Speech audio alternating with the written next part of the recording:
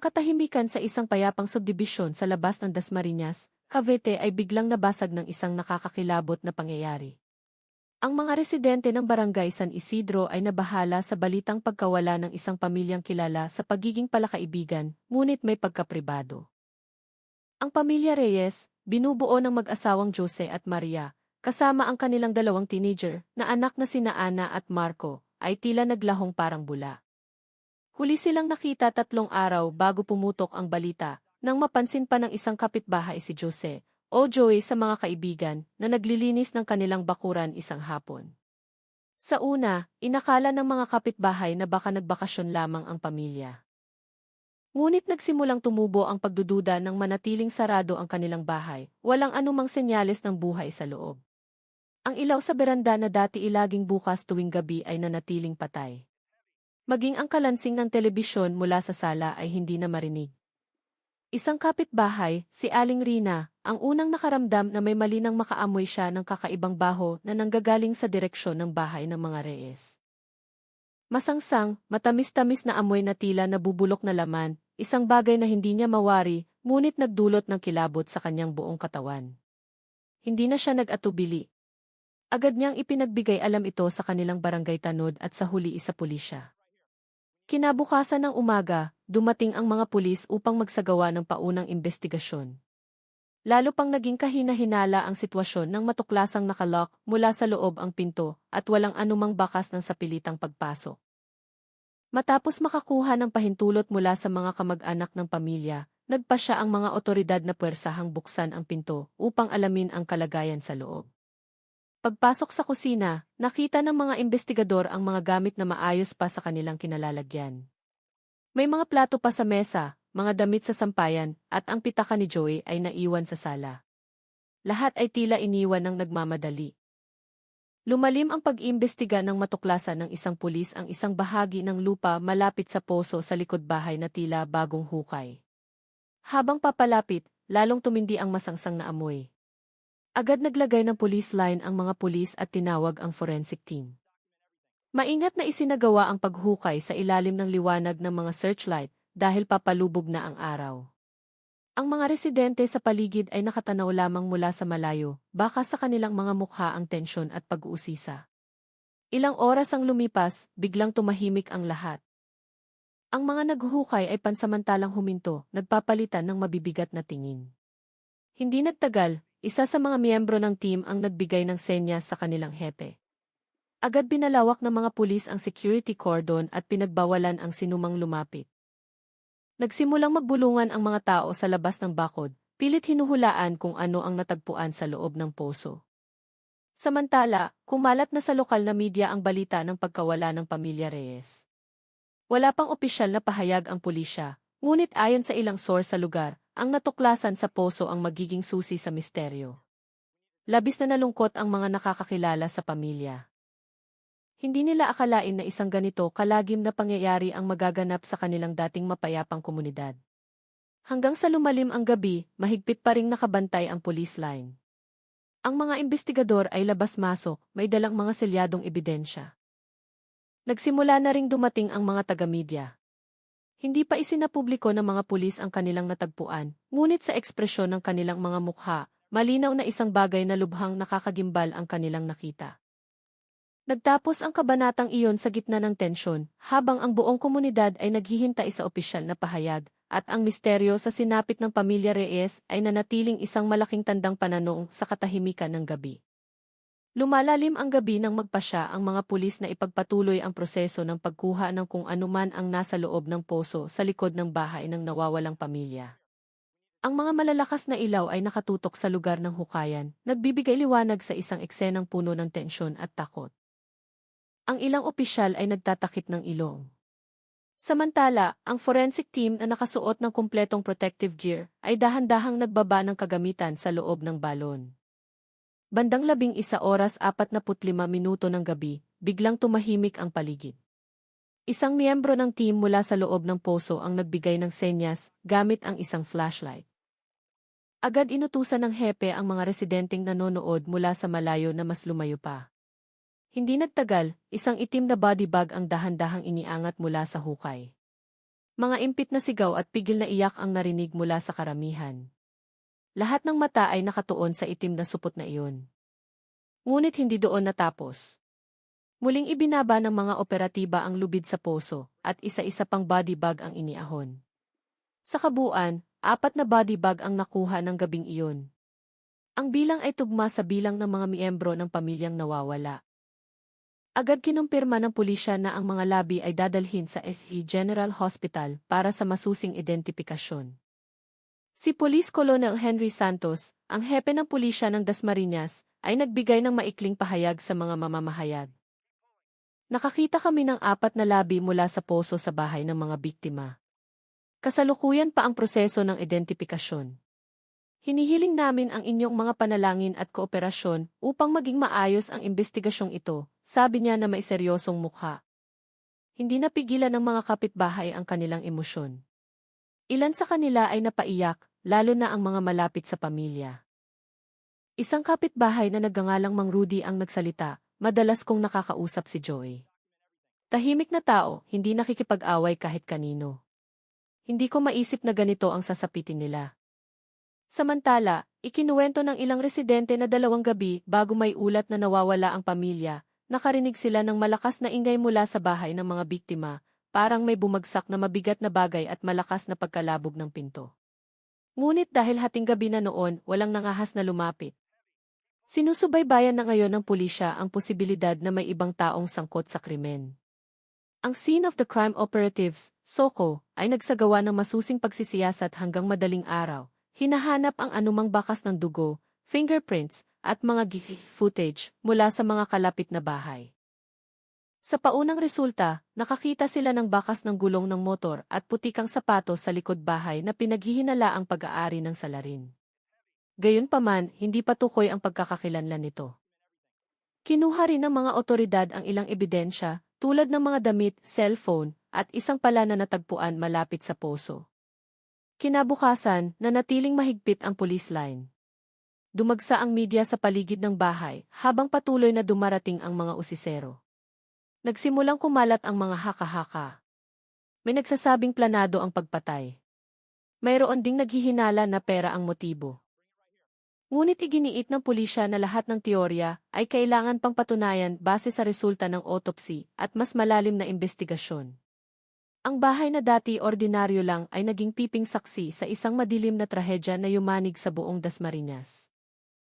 Nangako ang pulisya na agad nilang tutukuyin kung sino ang nasa likod ng karumal-dumal na krimen, ngunit sa likod ng pangakong iyon, isang malaking tanong ang nananatiling nakabitin sa hangin. Sino ang may gawa nito at ano talaga ang nangyari sa gabi ng kanilang pagkawala? Kinaumagahan, tuluyang nagbago ang tanawin sa paligid ng crime scene. Dose-dose ng mga residente ang nagtipon upang silipin ang bahay ng pamilya Reyes na ngayon ay mahigpit ng binabantayan ng mga otoridad. Nakaharang pa rin ang dilaw na police line. Sa likod bahay, patuloy ang trabaho ng identification team, sinusuri ang bawat detalye ng lupa sa paligid ng poso.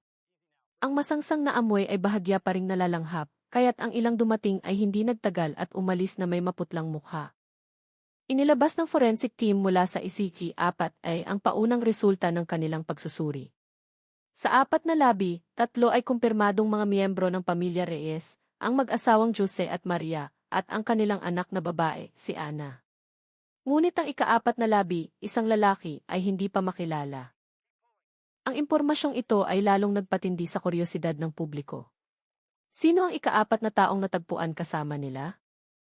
Wala pang dagdag na pahayag ang pulisya, ngunit ayon sa isang internal source, posibleng kilala ng mga biktima ang lalaki dahil walang malinaw na senyales ng matinding paglaban sa lugar. Samantala, nagsagawa ng malawakang paghahanap ang Criminal Investigation and Detection Group, CID, sa komunidad. Mula sa kanilang pagsisiyasat, natagpuan nila ang bakas ng gulong ng motorsiklo na papunta sa isang maliit na eskinita sa likod ng bahay. Nagtagumpay din silang makakuha ng TV footage mula sa isang sari-sari store malapit sa kanto na nagpapakita ng isang taong nakaitim na jacket na lumabas mula sa direksyon ng bahay ng mga biktima noong gabi ng insidente, bandang 11:00 ng gabi. May dala itong malaking sako sa likod ng kanyang motorsiklo. Bagamat hindi malinaw ang kanyang mukha, naniniwala ang pulisya na ito ay isang mahalagang susi. Nagsimulang magkwento ang mga kapitbahay sa mga reporter. Isang babaeng nagngangalang Aling Betty ang umaming nakarinig siya ng sigaw ng isang dalagita noong gabing iyon. Akala ko noon ay simpleng away lang, pero nang malaman kong nawawala na silang lahat, nagsisisi akong hindi ako agad lumabas ng bahay, sabi niya habang tumutulo ang luha. Ang testimonya ng mga residente ay lalong nagpatibay sa hinala na ang insidente ay naganap sa gabi kung kailan huling nakita ang pamilya. Sinimulan na ring alamin ng pulisya ang background ng mga biktima. Nalaman nilang si Joy ay nagkaroon ng alitan sa negosyo sa isa niyang kasosyo ilang buwan na ang nakalipas. Nagpapatakbo sila ng isang maliit na construction supply business at ayon sa impormasyon, mayroong hindi pa nababayarang utang sa pagitan nila. Gayunpaman, wala pang matibay na ebidensya na direktang nag-ugnay dito. Mabilis na kumalat ang balita sa social media. Ang hashtag na tragedya sa Dasmariñas ay naging trending sa Facebook at Twitter. Nagpahayag ng pakikiramay at pagkabahala ang mga netizen mula sa iba't ibang panig ng bansa. Sa kabilang dako, may mga lokal na social media page na nagsimulang maglabas ng mga hindi kumpirmadong teorya, kaya't napilitan ang pulisya na mag-issue ng paalala na huwag magpakalat ng maling impormasyon. Tanghali, nagdaos ng maikling press conference ang regional director. Mula sa pagsisiyasat sa crime scene, may nakita kaming malakas na indikasyon ng karahasan bago itinapon ang mga biktima sa poso. Patuloy pa ang trabaho ng forensic team. Samantala, tinutugis na ng aming team ang isang individual na nakunan ng anya. Ang pahayag na ito ay nagkumpirma na hindi aksidente ang nangyari, kundi isang planadong krimen. Pagsapit ng hapon, nagsimulang dumating ang mga bulaklak sa harap ng bahay bilang pakikiramay. Nagtirik ng mga kandila ang mga residente sa harap ng gate, nagdarasal para sa mga kaluluwa ng pamilya Reyes. Ngunit sa likod ng kalungkutan, nananatili ang misteryo. Sino ang lalaking nakaitim na jacket? At bakit hindi pa makilala ang ikaapat na biktima? Pumasok ang investigasyon sa isang bagong yugto na naglalayong tukuyin ang salarin at ang motibo sa likod ng trahedyang hindi nagpatulog sa buong Cavite. Muling bumalot ang gabi sa Dasmariñas nang ipagpatuloy ng mga investigador ang pagkuha ng testimonya mula sa mga saksi. Ang bahay ng pamilya Reyes ay binabantayan na ngayon ng 24 oras at bawat sulok nito ay nilagyan ng karagdagang security camera. Nagdala rin ang pulisya ng mga unit upang subukang sundan ang posibleng dinaanan ng salarin. Mula sa paunang pag-amoy, huminto ang aso sa isang bakanting lot mga 200 metro mula sa bahay. Doon, natagpuan ang mga abo ng sinunog na tela at isang pares ng sapatos na halos sunog na. Agad itong iniugnay sa naunang ebidensya, ang putikang bakas ng sapatos sa likod bahay. Kinumpirma ng mga operatiba na ang pattern sa swelas ng sunog na sapatos ay kapareho ng bakas na natagpuan sa crime scene. Ngunit ang pinakanakagulat, sa paligid ng pinagsunugan ay natagpuan ang isang piraso ng itim na jacket na may logo ng isang talyer na pamilyar sa ilang residente. Ang logo ay tumuturo sa isang maliit na motor shop kung saan dating nagtrabaho si Joy bago magtayo ng sariling negosyo. Agad binuntahan ng mga investigador ang talyer kinaumagahan. Ang may-ari, isang lalaking nasa katanghaliang gulang na nagngangalang Mang Sabas, ay mukhang ninenerbiyos. Matapos ang ilang oras na pagtatanong, isinama ng mga pulis ang isa sa kanyang mga empleyado, si Andre Santos, 28 taong gulang, na dati umanong nakasama ni Joy sa isang proyekto. Ngunit hindi maganda ang kanilang naging paghihiwalay. Narinig pa sila ng mga kapitbahay na nagtatalo 2 linggo bago mawala ang pamilya Reyes. Nang tanungin, maikli lang ang sagot ng hepe ng pulisya. Mayroon kaming isinamang isang person of interest na may kaugnayan sa biktima. Kasalukuyan pa naming inaalam ang kanyang estado. Para sa mga residente, ang paghuli kay Andre ay nagpatibay sa kanilang paniniwala na ang trahedya ay may kinalaman sa personal na galit o hindi natapos na usapin sa negosyo. Ayon sa ilang source, nakita si Andre malapit sa bahay ng mga biktima 2 araw bago ang insidente, sakay ng motorsiklong katulad ng nasa kiki. Nang tanungin, inamin ni Andre na nagpunta nga siya sa bahay ng biktima para pag-usapan ang utang, ngunit mariin niyang itinanggi na may kinalaman siya sa pagkawala ng pamilya. Gayunpaman, nakakita ang mga pulis ng mansa ng dugo sa loob ng U-box ng kanyang motor. Ang paunang pagsusuri ay nagpapakita na posibleng dugo ito ng tao. Ang mga residenteng dati mga manonood lang ay nagsimula ng mabahala. Gabi-gabi silang nagtitipon sa outpost ng Barangay Tanod, pinag-uusapan ang kaso.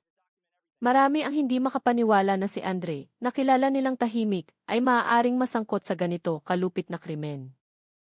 Ngunit para sa iba, ang pera ay kayang magpabago sa isang tao, lalo na kung may kasamang galit at desperasyon. Samantala, matagumpay na nakilala ng forensic team ang ika-4 na labi.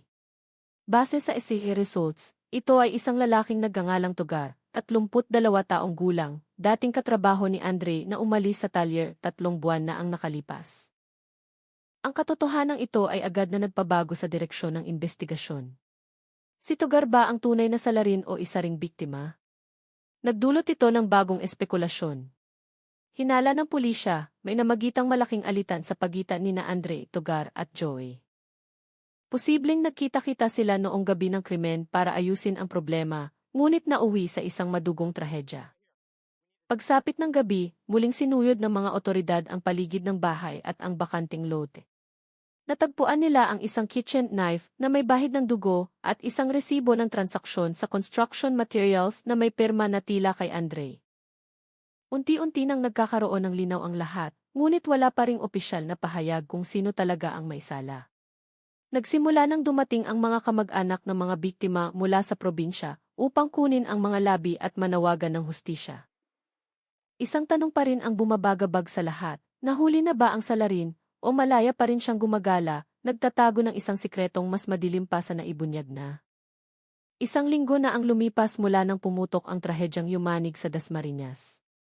Bagamat inalis na ang police line, ang bahay ng pamilya Reyes ay nananatiling nababalot ng kalungkutan at takot. Iniiwasan na itong daanan ng mga residente sa gabi. Ang madilim na ilaw ng poste ay nagdaragdag sa nakakakilabot na pakiramdam. Sa kabilang banda, walang tigil ang trabaho ng mga investigador. Matapos tanungin ang higit sa 20 saksi, sa wakas ay nagkaroon ng linaw. Sa ika-8 araw ng investigasyon, opisyal na itinalaga ng pulisya si Andre bilang pangunahing suspect. Ang desisyon ay ibinatay sa sunod-sunod na forensic evidence. Ang resulta ng SAV at ang TV footage ay nagpatibay na si Andre ay nasa lugar ng krimen noong gabi ng pagpatay. Sa paunang interogasyon, mariin pa niyang itinanggi ang lahat. Ngunit nang ipakita ng mga investigador ang larawan ng sunog na jacket at ang mansa ng dugo sa kanyang motor, nagsimula siyang mabalisa. Matapos ang 4 na oras na masinsinang pagtatanong, sa wakas ay inamin ni Andre ang bahagi ng kanyang pagkakasangkot. Bagamat paikot-ikot ang kanyang kwento, sinabi niyang dumating siya sa bahay ni Joey kasama si Tugar na may mas malaking alitan umano sa biktima. Ayon kay Andre, ang plano nila ay maningil lang ng halos 30,000 piso na bayad sa materyales. Ngunit nagbago ang sitwasyon nang tumanggi si Joey na magbayad at nauwi ito sa mainitang pagtatalo. Iginiit ni Andre na wala siyang intensyong manakit, ngunit si Tugar daw ang naunang sumugod kay Joey. Lumala ang gulo hanggang sa maganap ang isang madugong away sa kusina.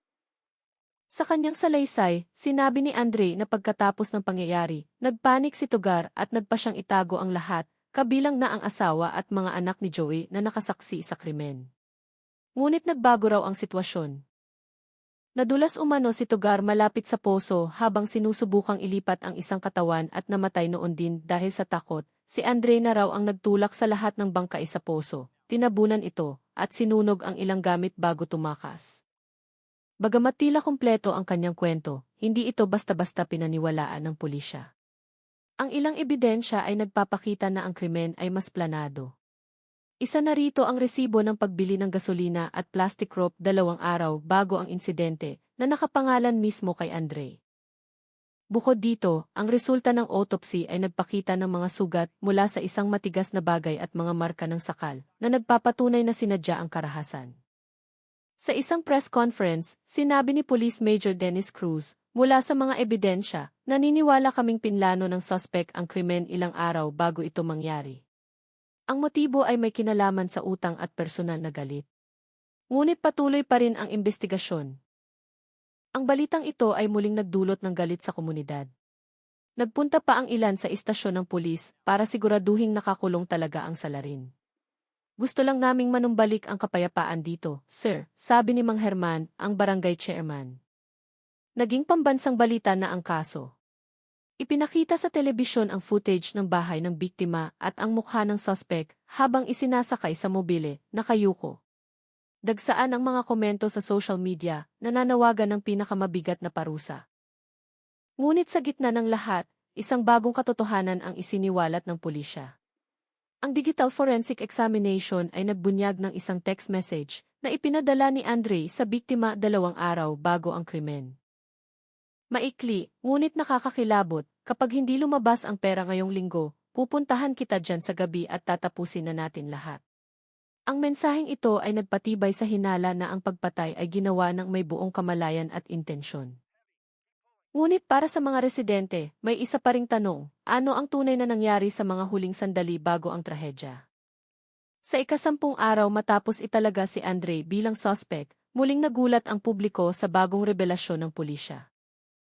Sa gitna ng patuloy na investigasyon, natuklasan ng mga otoridad ang isang mas komplikadong motibo, isang lihim na ugnayan na kinasasangkutan ng asawa ni Joey na si Maria, na isa pala sa mga pangunahing dahilan ng trahedya. Ayon sa isang source, matagal nang magkakilala si Andre at si Maria, mula pa noong pareho silang nagtatrabaho sa talyer kung saan nagsimula si Joey. Naging malapit umano sila bago pa man ikasal si Maria kay Joey. Kahit nang tumigil na sa pagtatrabaho si Maria, palihim pa rin silang nag-uusap sa text. Sa una, tila simpleng kamustahan lang, ngunit mula sa digital forensics, natagpuan ang dose-dosenang mga mensahe na may tonong emosyonal at selos mula kay Andre. Ang ilang mensahe ay nagpapakita na lumala ang kanilang relasyon matapos putulin ni Maria ang komunikasyon para mag-focus sa kanyang pamilya. Isa sa mga huling mensahe ni Andre ay nagsasabing, "Akala mo ba makakalimutan mo na lang lahat? Alam ko kung nasaan ka, Maria." Ang katotohanan ito ay tuluyang nagpabago sa direksyon ng investigasyon.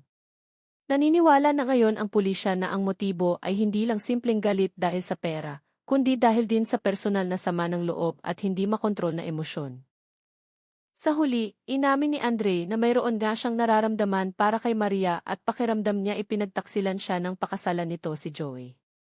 Ngunit iginiit pa rin niya na hindi niya intensyong pumatay. Naging mas malinaw na ngayon ang kronolohiya ng mga pangyayari. Dumating si Andre sa bahay ng mga Reyes hindi lang para maningil, kundi para humingi ng paliwanag kay Maria. Nagsimula ang away ng subukang umawat ni Togar, na kasama noon ni Andre, ngunit nadamay ito sa gulo.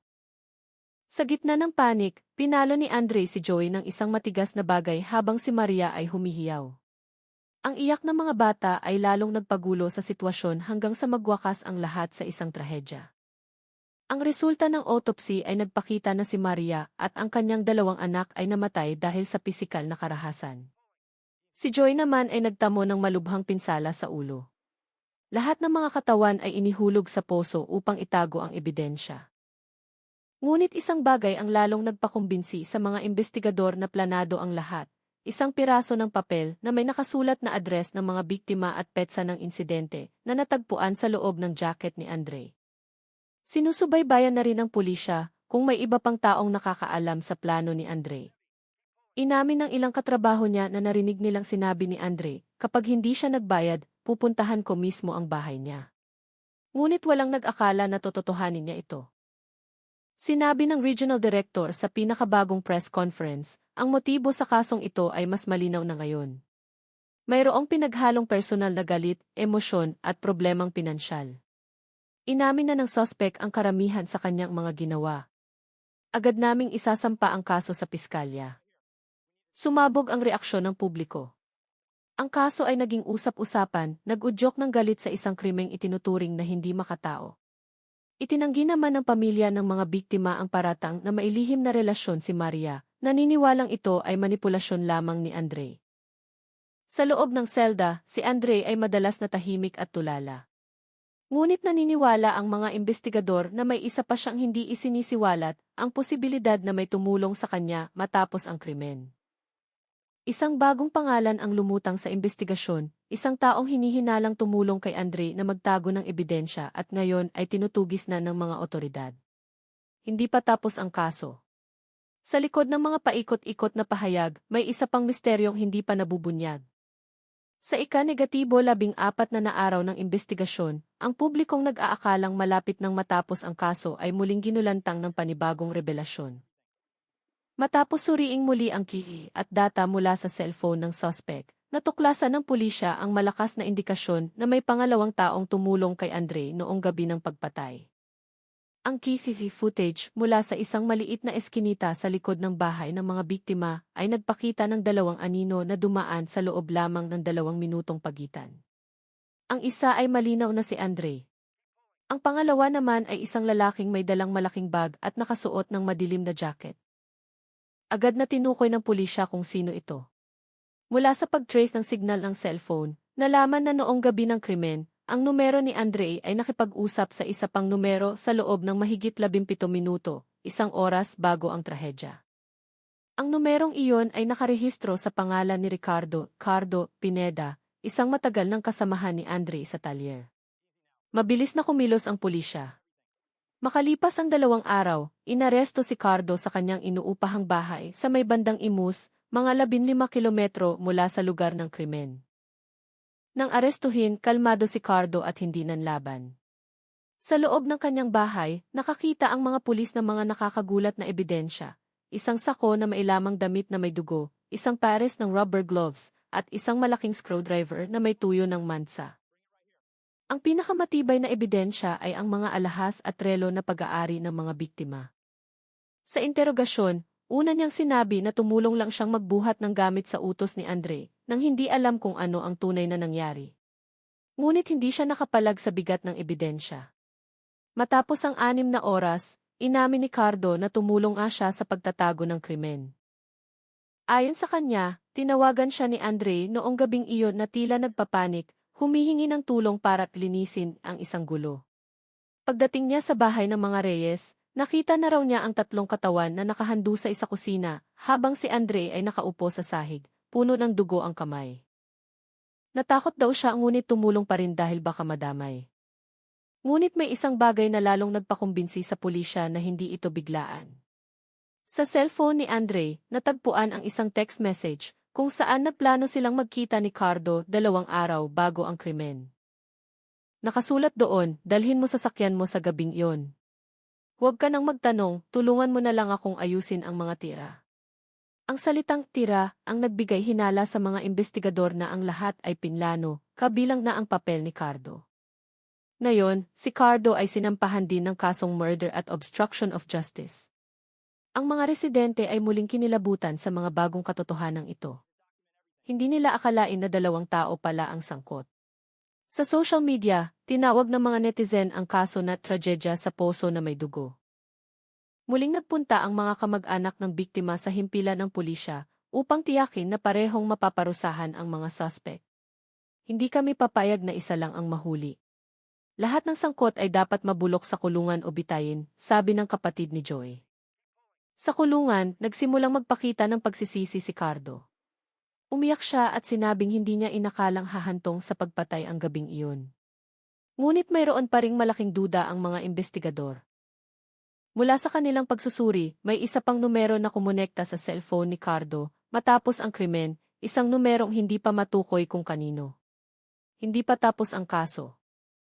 Sa likod ng 2 nahuling salarin, naniniwala ang pulisya na mayroon pang isang utak, isang taong nagplano ng lahat mula sa malayo. Sa ika-18 araw ng investigasyon, nang akalain ng publiko na kumpleto na ang misteryo, muling nag-anunsyo ang pulisya ng isang nakakagulat na katotohanan. Mula sa pagsusuri ng mga financial transaction, natuklasan ng mga investigador ang isang misteryosong money transfer sa mga bank account ni na Andre at Cardo ilang araw bago ang pagpatay. Ang halaga ay hindi maliit, 25,000 piso, na ipinadala ng isang taong nagngangalang Salvador, Sal del Prado, isang maliit na negosyante na kilala rin bilang siyang nagpondo sa proyektong pinagsamahan noon ni Joy. Ang investigador na noong una iinakalang kasosyo lang si Sal, ay natuklasan ang isang mas malalim na kwento. 1 taon na ang nakalipas, nabigo ang proyekto ni na Joy at Sal, na nagdulot ng malaking pagkalugi. Tinanggihan ni Joy na akuin ang responsibilidad dahil naniniwala siyang minanipula ni Sal ang presyo ng mga materyales. Humantong sa matinding alitan ang kanilang relasyon at madalas umanong pagbantaan ni Sal na sisirain niya ang buhay ni Joey. Nang tanungin muli sina Andre at Cardo, sa wakas ay umamin sila na si Sal ang nag-utos sa lahat. Nangako umano ito ng 30,000 piso kay Andre kapalit ng ipagbibigay eleksyon kay Joey. Si Cardo naman ay kinuha sa halagang 5,000 piso para tumulong maglinis. Ngunit ayon kay Andre, ang utos ni Sal ay hindi lang simpleng pananakot. Sinabi raw ni Sal, kapag ayaw niyang magbayad, siguraduhin mong hindi na siya makakapagsalita pa. Huwag mong hahayaang makatawag siya ng pulis. Dito na naniwala ang pulisya na si Sal ang utak ng planadong pagpatay. Ipinatawag nila si Sal para imbestigahan, ngunit hindi ito sumipot at natuklasang nawawala na sa kanyang bahay. Agad nagsagawa ng manhunt operation ang pinagsanib na puwersa ng pulisya hanggang sa rehiyon ng Bicol, matapos makatanggap ng impormasyon na nakita si Sal sa isang bus terminal sa Sorsogon. Habang nagpapatuloy ang pagtugis, muling yumanig ang publiko sa paglabas ng isang voice recording na diumano ay mula sa tawag sa pagitan ni Sal at Andre ilang oras bago ang krimen. Sa 52 segundong recording, maririnig ang isang boses ng lalaki na may matigas na tono na nagsasabing, "Tandaan mo, huwag kang papalya. Kung takot ka, huwag ka nang umuwi. Pero kailangang matapos ang trabahong iyan ngayong gabi." Ang mga salitang iyon ay naging matibay na ebidensya na ang nangyari ay hindi biglaan, kundi isang pagtupad sa utos. Matagumpay na nahuli ng pulisya si Sal sa isang inuupahang bahay sa Legazpi, Albay, matapos ang 4 na araw na pagtugis. Sa isang press conference, mariing sinabi ng regional director, "Kinukumpirma namin na may 3 pangunahing suspect na ngayon. Si Andre bilang executioner, si Cardo bilang accomplice, at si Sal bilang utak ng krimen." Nagtipon muli ang mga residente sa harap ng himpilan, ang ilan ay sumisigaw ng parusang kamatayan. Ngunit may isa pang karagdagang katotohanan na lumabas. Mula sa investigasyon, nalaman na si Sal at si Maria, ang asawa ni Joy, ay nagkaroon din ng ugnayan noon.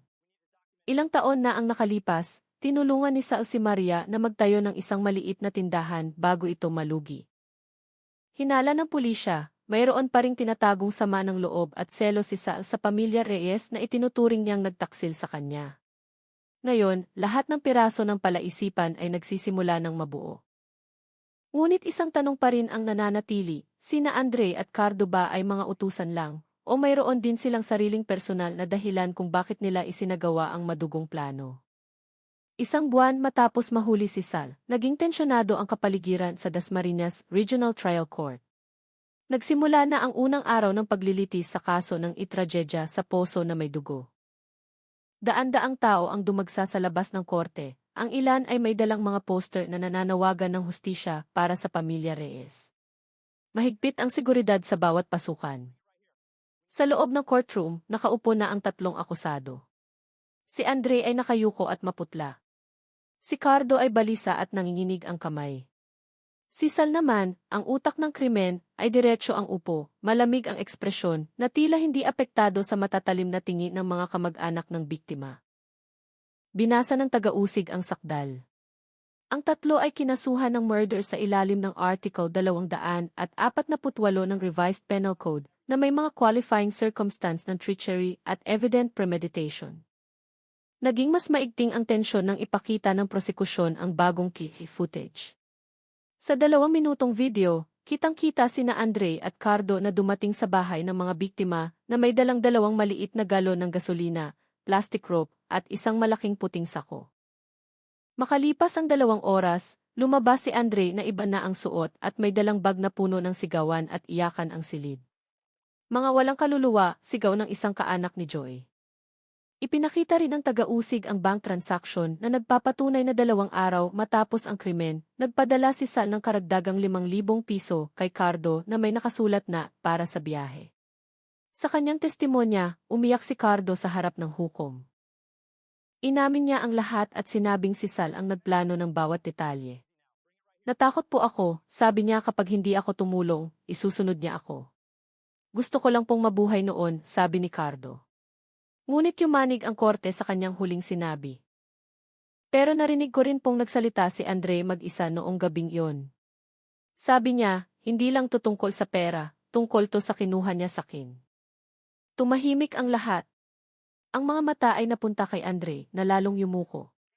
Tila kinumpirma nito na may personal na motibo si Andre dahil sa kanyang nararamdaman para kay Maria. Ipinagpaliban ng hukom ang paglilitis upang tumawag ng mga karagdagang saksi. Sa labas ng korte, sinabi ng kapatid ng biktima sa media, hindi kami titigil hanggat hindi sila lahat nakakatanggap ng parusang nararapat. Ngunit sa gitna ng lahat, isang bagong tsismis ang kumalat. May isang taong nagsabing nakita niya ang motor ni Andre na nakaparada sa harap ng bahay ng mga biktima 2 araw bago ang krimen, kasama ang 2 hindi pa nakikilalang lalaki. Mayroon pa bang ibang salarin na hindi pa nahuli? Muling binuksan ng mga investigador ang kanilang mga file dahil naniniwala silang hindi pa tapos ang trahedyang ito. Sa ika-negatibo 42 araw mula nang yumanig ang trahedya sa Dasmariñas, habang nakatuon ang pansin ng publiko sa paglilitis, tahimik na nagbukas ng panibagong investigasyon ang pulisya. Ang hinala ay nagmula sa isang karagdagang key footage. Sa malabong video, nakita ang 2 lalaki na magkaangkas sa isang itim na motor na huminto malapit sa bahay ng mga Reyes 2 araw bago ang krimen. Ang nagmamaneho ay malinaw na si Andre, ngunit ang angkas niya ay hindi makilala. Matangkad, nakasuot ng denim jacket at full-face helmet. Ginamitan ng pulisya ng technology enhancement ang video at lumabas ang isang tato sa kanyang kaliwang pulso, isang letrang I na may maliliit na apoy sa dulo. Naalala ng isang investigador ang isang matagal ng pangalan, Renato Rin Adriano, isang dating trabahador ni Sal na matagal nang nawawala. Mayroon siyang criminal record para sa pananakit noong 2021 na hindi natuloy dahil nagtago siya. Agad na isinagawa ang paghahanap. Ang digital footprint ni Rin ay nagpakita na ang huling signal ng kanyang cellphone ay sa boundary ng Quezon Province. Makalipas ang ilang araw, natagpuan ng mga pulis ang isang kubo sa gilid ng isang yugan kung saan nagtatago si Rin. Matapos ang habulan, nahuli rin siya. Sa interogasyon, itinanggi ni Rin na kasama siya sa pagpatay, ngunit inamin niyang nandoon siya isang gabi bago ang krimen. Naghatid lang daw siya ng 2 galon ng gasolina at isang nylon rope, utos ni Sal. Ngunit gumuho ang kanyang depensa nang ipakita ng pulisya ang resulta ng lab test sa damit na nakuha sa kanyang kubo. Mayroon itong mansa ng dugo na tumugma sa sihi ng isa sa mga biktima, ang anak na lalaki ni Joey. Sa huli, umiyak si Rin at ikinuwento ang lahat. Noong gabing iyon, dumating siya kasama sina Andre at Cardo sa utos ni Sal para takutin si Joey na pumirma sa isang kasunduan sa utang. Ngunit nang uminit ang pagtatalo, nakita niyang pinalo ni Andre si Joey. Sa sobrang takot, tumulong siyang ilipat ang mga katawan. Tanga po ako. Takot ako kay Sal. Binalaan niya ang pamilya ko kapag nagsalita ako, sabi niya. Itinalaga ng pulisya si Rin bilang ika-4 na suspect. Ngayong nahuli na ang lahat, nananatili pa ring sariwa ang sugat ng komunidad. Ang bahay ng pamilya Reyes ay pinabayaan ng walang tao. Tanging isang tabla na may nakasulat na bawal pumasok ang nakatayo sa kinakalawang na gate. Sa pagtatapos ng investigasyon, sinabi ng regional director, ang kasong ito ay isang mapait na aral para sa ating lahat. Ang galit, pera at puot ay kayang mag-alis ng pagkatao. Ngunit para sa ilan, may isang tanong pa rin, 4 lang ba talaga sila o mayroon pang ibang puwersa sa likod ng negosyo ni Sal? Isinara ang kabanata ng trahedya sa isang mapait na mensahe. Ang kasamaang isinilang mula sa paghihiganti ay laging nag-iiwan ng isang madilim na butas, tulad ng poso kung saan unang natagpuan ang lahat ng sikreto. 3 buwan matapos mahuli si Rin, muling napuno ng daan-daang tao ang courtroom. Ito na ang araw ng hatol. Sa loob ng silid, isang nakabibinging katahimikan ang namayani. Pumasok ang mga hukom sa pangunguna ni Judge Corazon Soliman. 4 na akusado ang magkakasunod na tumayo, si Sal na may malamig na tingin, si Andre na nakayuko, si Cardo na maputla, at si Rin na nanginginig ang labi. Binasa ng taga-usig ang huling sakdal. Dahil sa bigat ng kanilang kasalanan, kung saan 4 na buhay ang kinuha dahil sa kasakiman, puot, at personal na paghihiganti, hinihiling namin ang parusang kamatayan para kay Salvador del Prado. Habang buhay na pagkakakulong para kina Andre Santos at Ricardo Pineda. At 20 taong pagkakakulong para kay Renato Adriano. Umalingaw-ngaw ang sigawan ng ibitayin sila mula sa mga manonood. Sa kanyang pagsasaalang-alang, sinabi ng hukom na si Sal ay napatunayang utak ng krimen, si Andre ang pangunahing executioner, at sina Cardo at Rin ay mga kasabwat. Pagkatapos, tumayo ang hukom. Ang ginawa ninyo ay hindi lamang pag-alis ng buhay, kundi pagsira sa kinabukasan ng isang pamilya at pagwasak sa tiwala ng isang komunidad. Walang anumang dahilan na makapagpapagaan sa ganito kalupit na gawain. Tumahimik ang lahat habang binibigkas ang huling hatol. Ipinapataw ang parusang kamatayan kay Salvador del Prado. Ipinapataw ang habambuhay na pagkakakulong kina Andre Santos at Ricardo Pineda. At ipinapataw ang 20 taong pagkakakulong kay Renato Adriano. Sumabog ang iyakan at sigawan. Nagyakapan ang mga kaanak ng biktima. Sa wakas, may hustisya na, sabi ng ina ni Joy bago himatayin. Si Sal ay nanatiling blanko ang mukha. Si Andre ay humagulgol, habang si Cardo ay yumuko hawak ang isang maliit na rosaryo. Si Rin ay paulit-ulit na bumubulong, patawad po. Patawad. Sa labas, sinalubong ng sigawan at luha ang hatol. Ilang araw matapos ang desisyon, naging pambansang usapan ang kaso. Ngunit sa gitna ng lahat, isang maliit na detalye ang nakakuha ng pansin ng mga investigador. Sa na-recover na file mula sa cellphone ni Sal, may isang huling mensahe na ipinadala 1 linggo bago ang krimen sa isang hindi kilalang numero. Pagkatapos nito, malinis na lahat. Huwag kang mag-iwan ng bakas. Ang numerong iyon ay hindi na natukoy. Posibleng may ika-5 tao, ngunit dahil walang bagong ebidensya, opisyal nang isinara ang kaso sa korte. Ngayon, ang bahay ng pamilya Reyes ay nananatiling tahimik. Ngunit sa harap nito, laging may mga sariwang bulaklak mula sa mga residente. Tuwing Biyernes ng gabi, nagsisindi sila ng kandila, hindi lang para alalahanin ang mga biktima, kundi bilang paalala na ang galit at kasakiman ay hindi nagdadala ng tagumpay, kundi kapahamakan. At mula sa poso na dating nagtago ng isang nakakakilabot na misteryo, tanging ang tunog na lamang ng tumutulong tubig ang maririnig, payapa, ngunit naglalaman ng isang malungkot na kwentong hinding-hindi malilimutan ng buong Dasmariñas. 3 buwan na ang lumipas mula nang ibaba ang huling hatol. Bagamat naigawad na ang hustisya, ang kapaligiran sa komunidad ay nananatiling mabigat. Ang bahay na kulay krema na may kinakalawang na gate ay naging isang piping monumento. Wala nang tawanan ng mga bata, wala nang amoy ng lutuin. Tanging katahimikan. Sa tarangkahan, ang mga bulaklak ay nalanta na, ngunit may isang taong laging nagdaragdag ng isang puting rosas tuwing linggo. Marami ang naniniwala na ito ay ang kapatid ni Joy, si Miguel, na hanggang ngayon ay palihim pa ring bumibisita para lamang titigan ang poso na ngayon ay tinakpan na ng makapal na semento. Ang trahedyang ito ay nag-iwan ng malalim na sugat. Ang mga bata ay takot pa ring maglakad sa eskinita sa likod ng bahay. Ang ilang pamilya ay lumipat na. Sa kabilang banda, ang buhay ng mga salarin ay naging isang madilim na kwento. Si Sal ay nasa death row, naghihintay ng kanyang katapusan. Ayon sa mga gwardiya, madalas siyang nagsusulat sa isang piraso ng papel. Sa isang inspeksyon, nakita ang isang sulat, gusto ko lang siyang magdusa tulad ko, pero nakalimutan kong walang hangganan ang paghihiganti. Nilamon nito ang lahat, pati na ako. Sina Andre at Cardo ay nagsisisi sa loob ng bilangguan. Si Andre, na dati tahimik, ay madalas na nakatulala.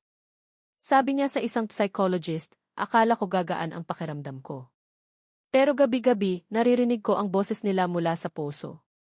Ang iyak ng mga bata. Si Cardo naman ay nagsusulat ng mga liham ng paghingi ng tawad na hindi niya kailanman ipinadala. Si Rin, ang huling nahuli, ay naging pinakatahimik na preso. Tinatanggihan niyang makipag-usap, ngunit tuwing Biyernes ng gabi, maririnig siyang nagdarasal hanggang madaling araw. Ngunit ang kwentong ito ay hindi lang tungkol sa pighati. Ang pamilya ng biktima ay nagsisikap bumangon. Si Miguel, ang kapatid ni Joy, ay nagtayo ng isang maliit na foundation, ang E. Cahaya Dimas Foundation, na nagbibigay ng tulong legal sa mga biktima ng karahasan. Sa isang panayam, sinabi niya, ayokong maulit ang trahedyang ito. Ang galit ay apoy. Kapag sinindihan, hindi lang kaaway ang sinusunog nito, kundi pati na rin tayo. Taon-taon, sa anibersaryo ng pagkatuklas sa poso, nagtitipon ang mga residente upang magsindi ng kandila at magdasal. Wala nang galit, tanging katahimikan. Sa ibabaw ng poso, nakatanim na ngayon ang isang puno ng kalatsutsi. Sa tuwing umiihip ang hangin, nalalaglag ang mga puting bulaklak nito, tila isang paalala na sa ilalim nito, minsang nalibing ang pinakamadilim na kwento sa kasaysayan ng isang maliit na komunidad. Ang trahedyang ito ay nagturo ng isang mahalagang aral. Ang puot ay nagbubunga lamang ng kawalan, at ang paghihiganti ay hindi kailanman nagpapatahimik sa isang pusong sugatan. Lumipas ang mga taon mula sa trahedya. Ang oras ay naghilom sa maraming sugat, ngunit hindi nito binura ang aral na iniwan. Sa harap ng dating bahay ng pamilya Reyes, nakatayo ngayon ang isang maliit na monumento na gawa sa itim na granito na may simpleng nakasulat, para kina Joy, Maria, at sa kanilang dalawang anak. Naway kapayapaan ang sumainyo. Tuwing anibersaryo ng krimen, nagsasagawa ng prayer vigil ang komunidad. Ang mga ilaw sa kalye ay hinahayaang bukas, at ang mga kandila ay nakahanay sa buong eskinita. Minsan, may mga taga-ibang lugar na dumarating upang mag-alay ng bulaklak, hindi para sa sensasyon, kundi para alalahanin na ang maliit na puot ay maaaring mauwi sa malaking kawalan. Ang kapatid ni Joy, si Miguel, na ngayon ay pinuno ng Cahaya de Mas Foundation, ay naging isang inspirasyon. Madalas siyang iniimbitahan sa mga unibersidad upang magsalita tungkol sa kahalagahan ng mapayapang pag-aayos ng mga alitan. Natutunan ko na ang pagpapatawad ay hindi nangangahulugang paglimot. Ito ay pagpili na huwag mamuhay sa nakaraan, sabi niya sa isang seminar. Samantala, isang balita ang dumating mula sa New Bilibid Prison. Si Sal, ang utak ng krimen, ay namatay dahil sa atake sa puso bago pa man maisakatuparan ang kanyang parusang kamatayan. Natagpuan siyang walang buhay sa kanyang selda, maihawak na rosaryo. Inilibing siya ng walang pamilyang dumalo. Ang reaksyon sa kanyang pagkamatay ay magkakaiba. Ngunit para kay Miguel, simple lang ang kanyang sinabi, marahil ito ang pagtatapos na ibinigay ng Diyos. Tapos na ang hustisya ng tao. Ngayon, hustisya na mula sa langit ang haharapin niya. Sa Dasmariñas, unti-unting bumabalik sa normal ang buhay. Ang mga bata ay naglalaro na muli sa eskinita sa likod ng bahay. Ang bahay mismo ay inaalagaan na ngayon ng mga voluntaryo. Nililinis nila ang bakuran at dinidiligan ang mga puting kalatsotsi na tumubo sa ibabaw ng dating poso. Wala nang takot, tanging kapayapaan at panalangin. Isang hapon, isang batang mamamahayag ang dumating upang gumawa ng isang dokumentaryo. Tinanong niya si Miguel, ano po ang nais ninyong iparating sa mga kabataan mula sa madilim na kwentong ito? Ngumiti si Miguel. Gusto ko lang malaman nila na ang kadiliman ay hindi bigla ang dumarating. Lumalaki ito mula sa maliliit na bagay, sa galit na hindi pinapakalma, sa inggit na hinahayaang mabuhay. Ngunit hanggat may isang taong handang magsindi ng kahit isang maliit na kandila sa gitna ng gabi, hindi kailanman magiging ganap na madilim ang mundo. Nai-record ng kamera ang sandaling iyon.